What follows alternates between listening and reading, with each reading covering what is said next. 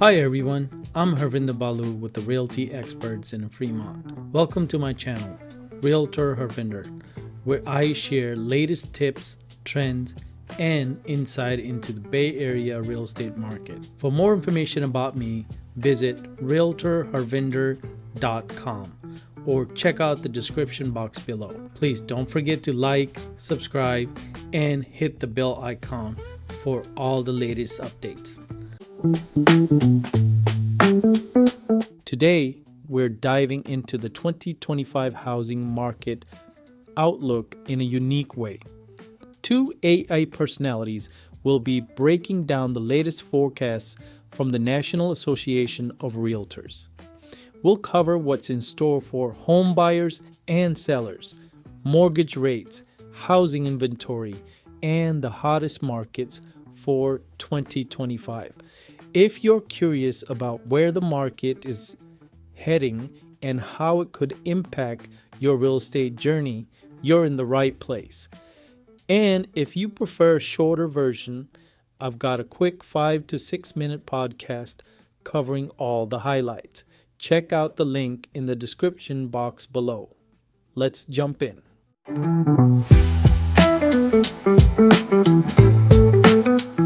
Hey there. So you've been looking ahead to 2025, wondering what's in store for the housing market. Right. You've got some big decisions to make. Yeah. And you sent over a couple of reports from the National Association of Realtors to help you get a clearer picture. Yeah. We're going to deep dive into those reports today. An article from Realtor magazine. And a special report on 2025's housing hotspots. Sounds good. Okay, before we get into what's ahead, Okay. let's do a quick recap of 2024. Sure. It was quite the year, wasn't it? It certainly was. Yeah. The Housing Hotspots for 2025 report Okay. really captures the ups and downs. Yeah. We saw inflation cooling down, Yeah. which was a relief. Right. But at the same time, job growth started to moderate. And of course, the Federal Reserve was busy trying to find that balance, Right. raising and lowering interest rates. I remember feeling like I needed a scorecard to keep up. I hear you. Yeah. And all of that had a direct impact on mortgage rates. Right. Which went up and down, ultimately affecting how much people could borrow and afford. Right. That volatility led to some pretty low home sales over the summer. Yeah. A record low, in fact. Yeah, I remember hearing about that. Yeah. It definitely wasn't a seller's market for a while. Right. Existing home sales were down to 3.85 million in 2023. Wow. And only edged up slightly to 3.96 million as of October 2024. Okay. But then things started looking a bit brighter in the fall Okay. when mortgage rates eased up just a bit. Right. And we saw some signs of recovery. So some glimmers of hope starting to emerge. Yeah. But what about prices? Yeah. They kept climbing, right? Unfortunately, yes. Oh. That median existing home price Okay. hit $407,200 by October 2024. Wow. Just a year earlier. Okay. It was $391,600. Wow. So for you as a potential buyer, Yeah. this means that qualifying income requirements were also higher. Yeah. That makes sense. Yeah. How much did the qualifying income go up? Well, by October 2024, You needed over $100,000 in qualifying income to buy a median-priced home. wow. It was actually down a little from the peak earlier in the year, Okay. but still. Still a hefty number. Yeah. No wonder so many people feel priced out of the market. Right. What did all of this do to affordability overall? The Housing Affordability Index paints a pretty clear picture. Okay. It jumped to 102.3 by October 2024, Okay. compared to 89.9 the year before. Wow. This index basically measures how affordable homes are for the average person. Right. The higher the number, Yeah. the less affordable homes are. Makes sense. So we saw affordability taking a hit in 2024. Okay, so 2024 was a bit of a roller coaster. It was. It sounds like there were some pretty big challenges for both buyers and sellers. Definitely. But enough about the past. Let's look ahead. Okay. What does NAR predict for 2025? All right. Will things calm down? Well, according to NAR, Okay. we can expect things to start balancing out in 2025. Okay. They're projecting existing home sales to increase by a solid 7% to 12%. Wow. And new home sales are predicted to jump even higher Okay. by around 11%. Hold on. More houses for sale. Yeah. That sounds promising. Mm-hmm. The report mentioned inventory increasing. Right. Do you think that will really make a difference? Yeah. You know, for someone like me Mm-hmm. who might be looking to buy. That's a great question. Yeah. And it's definitely one of the key things to watch in 2025. Okay. The good news is that inventory is expected to rise. Good. Meaning more choices for buyers. Right. And there are a few reasons for this. Okay. First, as mortgage rates stabilize, Okay. we could see more homeowners who've been holding on to their low rates Right. finally decide to sell. Right, the lock-in effect. Exactly, I've heard about that. Yeah. People are hesitant to sell if it means taking on a much higher mortgage rate for their next home. Exactly. If the rate difference isn't as dramatic, Right. people are more likely to make a move. Okay.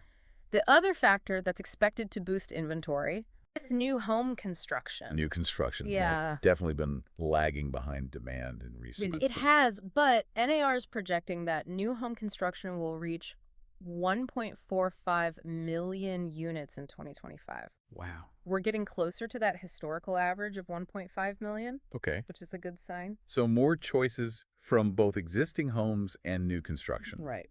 That's good news for buyers. It is. It's important to note, though, that even with this increase, Yeah. inventory levels are still expected to be below pre-pandemic norms. Okay. So while things are looking up, Yeah. the market might still feel tight in many areas. Okay, so some relief on the horizon, but we're not quite out of the woods yet. Right. Got it. But tell me more about this new construction. Okay. The report mentioned something interesting. Okay. A lot of those new homes are being built in the south and outer suburbs. Yeah. Why is that? Well, Robert Dietz, Okay. the chief economist at the National Association of Home Builders, Right. gave some insight into this in the Realtor magazine article. Sure. He pointed out that single-family home construction is heavily concentrated in the South, Right. and there's this ongoing shift towards those outer suburbs and what we call exurbs, Uh-huh. those communities even further out from city centers. Okay. It's a trend that gained momentum during the pandemic, Right. and it looks like it's sticking around. Interesting. Okay. So are builders doing anything to attract buyers to these new homes? Yeah. Are they offering any special incentives? They are. Dietz mentioned that about 2/3 of builders are using incentives, Okay. like helping buyers buy down their mortgage rates Okay. or offering upgrades to attract buyers. Oh, so for you, Yeah, this could be a good option if you're struggling to find what you want in the resale market. exactly. That's a good tip. Thanks. Yeah.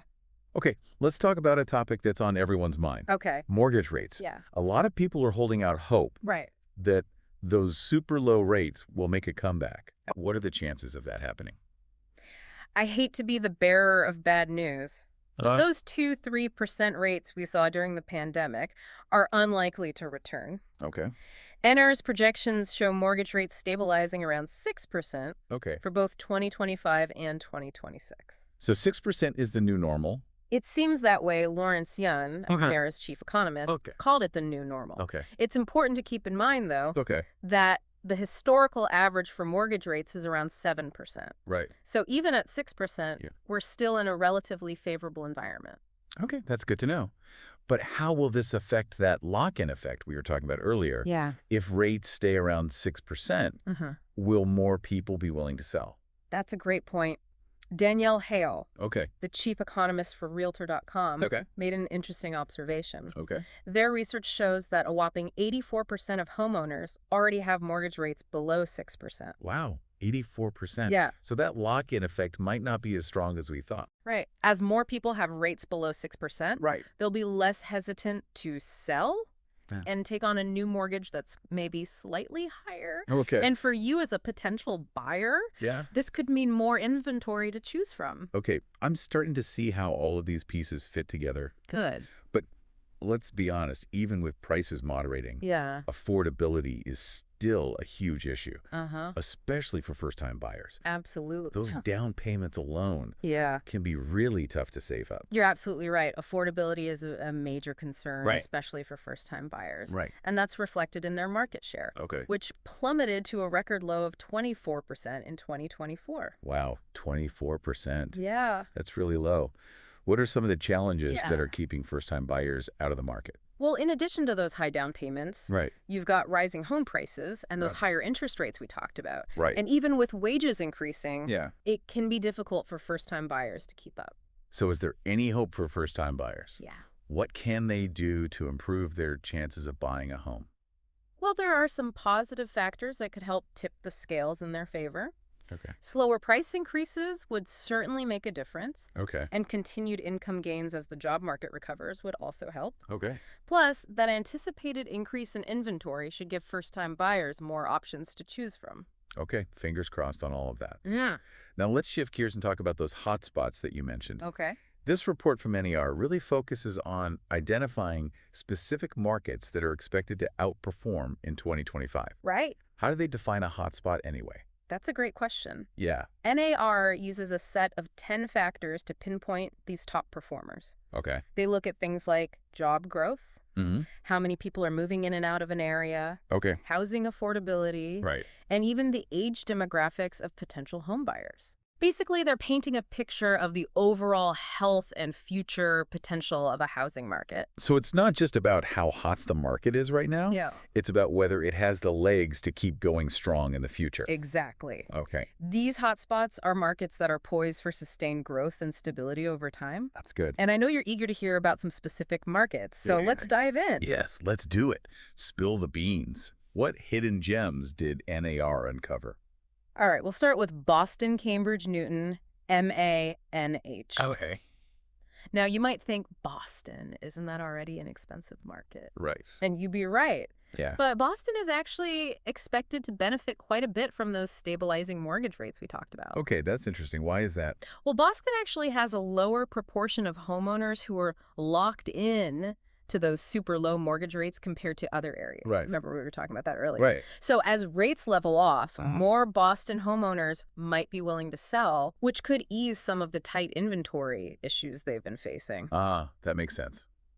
So more homes for sale in Boston Yeah. could make it a more attractive market for buyers. Exactly. Plus, Boston has historically had lower average mortgage rates than the national average, Wow. which is a big plus for affordability, Right. especially in a higher-priced market like Boston. Okay, Boston is on the list. What's next? Next, let's head down south to Charlotte, Concord, Gastonia, NCSC. Okay.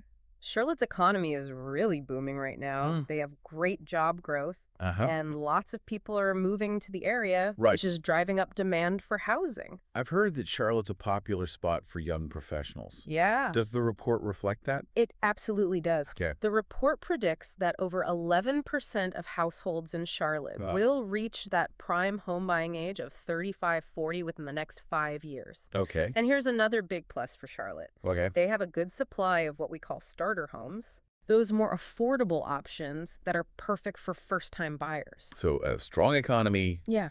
lots of young buyers coming into the market, and relatively affordable homes. Uh-huh. Charlotte's definitely checking a lot of boxes. It is. And it's worth noting that Charlotte also has a relatively low proportion of homeowners locked in to those super low mortgage rates. Okay. So just like Boston, Yep. we could see more inventory opening up as the market stabilizes. Okay, 2 great options so far. Give me one more hotspot before we wrap up this section. All right, let's head to the Midwest, Okay. to Grand Rapids, Kentwood, MI. Okay. Grand Rapids might not be the first place that comes to mind when you think of a hot housing market, Right. but it actually offers a really great mix of affordability Great. and long-term potential. Okay, I'm intrigued. Tell me more about Grand Rapids. What makes it a hidden gem? Well, first of all, Okay. they have a decent share of millennial renters who could actually afford to buy a home if given the opportunity. And they also have a good chunk of households that are entering that prime home buying age range, those 35, 40-year-olds we talked about. Interesting. So Grand Rapids is kind of flying under the radar, Yeah. but it has a lot of potential to take off. Uh-huh. What are home prices like there? They're relatively affordable. Oh, okay. The median home price in Grand Rapids is still below the national average, Okay. making it more accessible for first-time buyers and those looking for more bang for their buck. Okay. I'm liking what I'm hearing. Yeah. So we've got Boston with its potential for increased inventory, Right. Charlotte with its booming economy and young buyer pool, and Grand Rapids with its affordability and untapped potential. Exactly. These are 3 very different markets, Yeah, but they all seem to have a bright future ahead of them. they do. And keep in mind that these are just 3 examples. Okay. The report digs into 7 more markets that are worth checking out. Oh, wow. I definitely encourage you to explore the full list and see which ones pique your interest. Great idea. We'll be sure to include a link to the report in the show notes. Perfect. But before we move on, let's Okay. take a quick recap of what we've learned so far. Sounds good. So far, we've seen that 2024 threw some curveballs in the housing market. Yeah. With affordability and interest rate fluctuations. Right. Being major challenges. Definitely a roller coaster. Yeah. But it sounds like there's optimism for 2025. Yeah. With NAR predicting a more balanced market. Right. Including more homes for sale, prices moderating, yeah, and mortgage rates settling around 6%. Right. And we've started to uncover some exciting hotspot markets that are showing real promise for the future. Right. We peaked at Boston, Charlotte, and Grand Rapids. Right. But there's a whole list in the report for you to explore.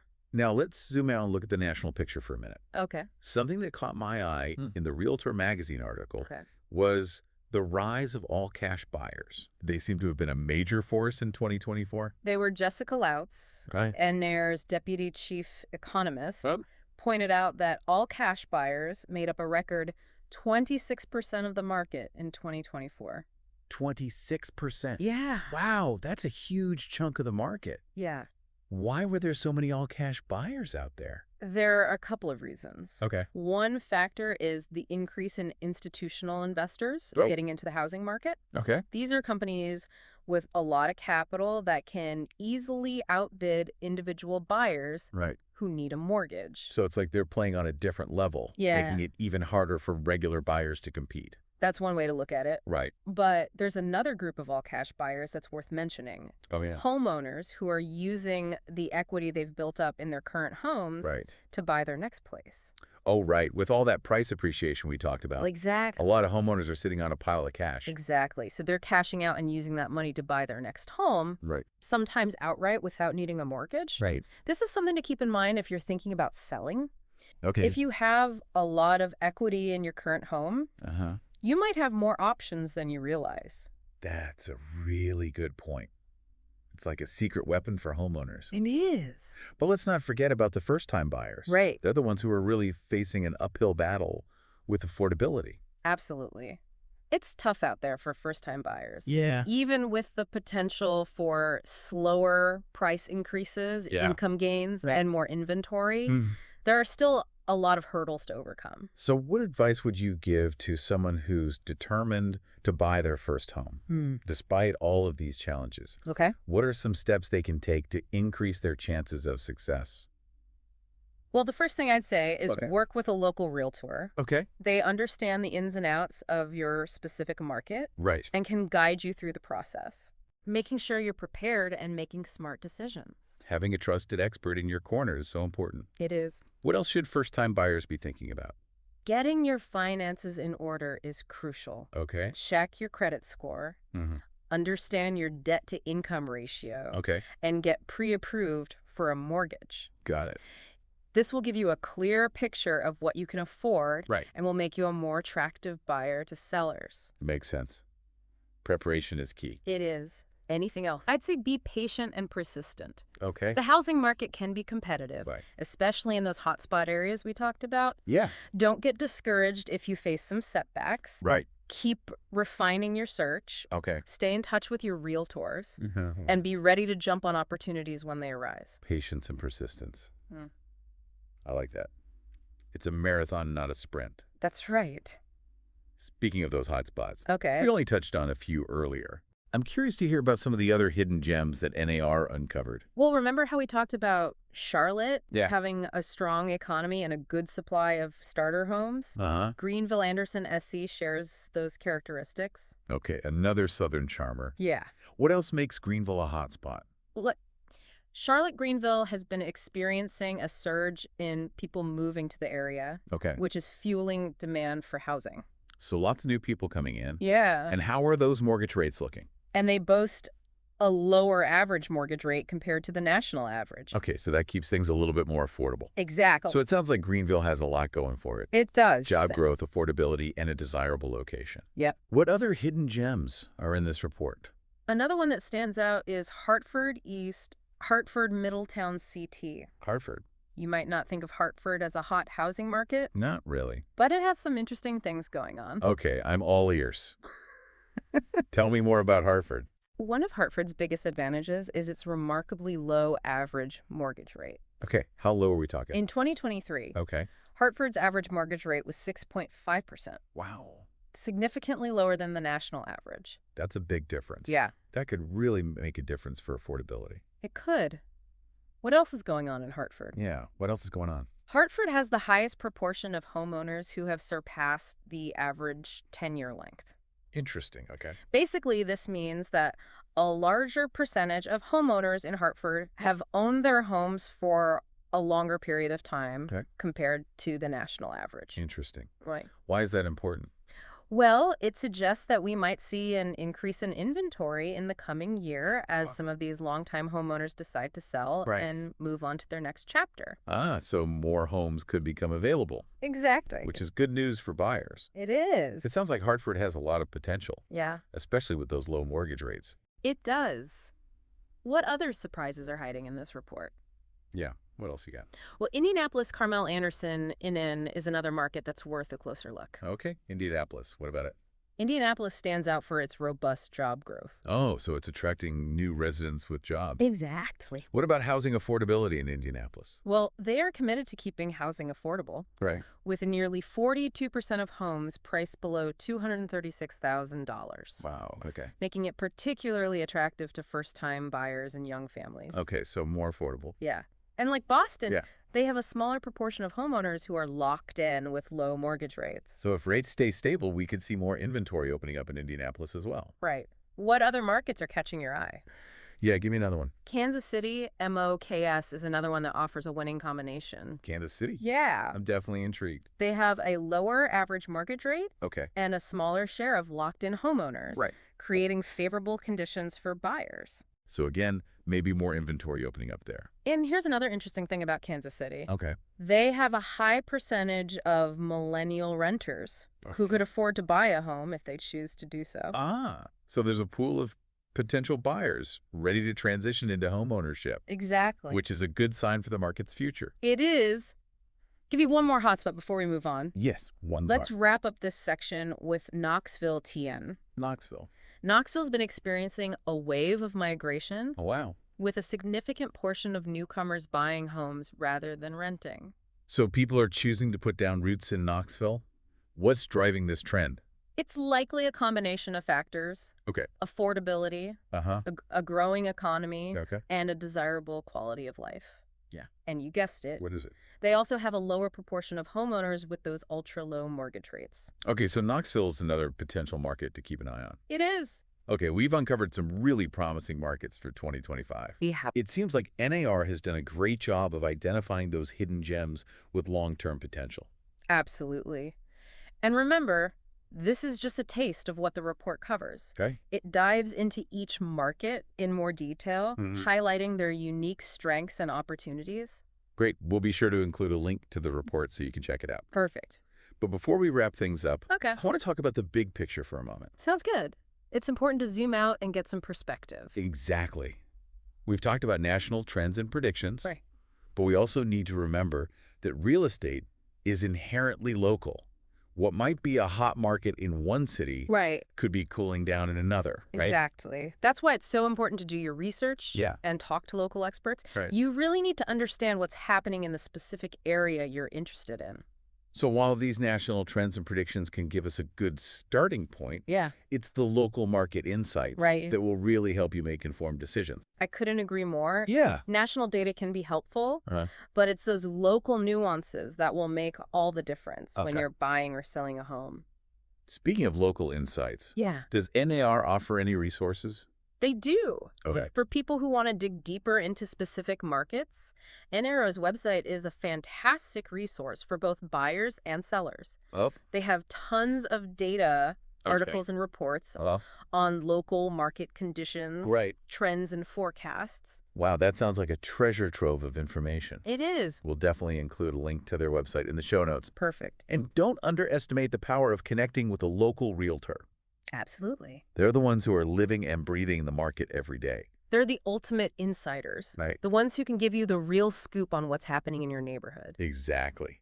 They can provide invaluable insights, help you interpret all that market data, and guide you through the entire buying or selling process. Your trusted advisor. So if you're serious about making a move in the housing market, finding a trusted local realtor should be at the top of your to-do list.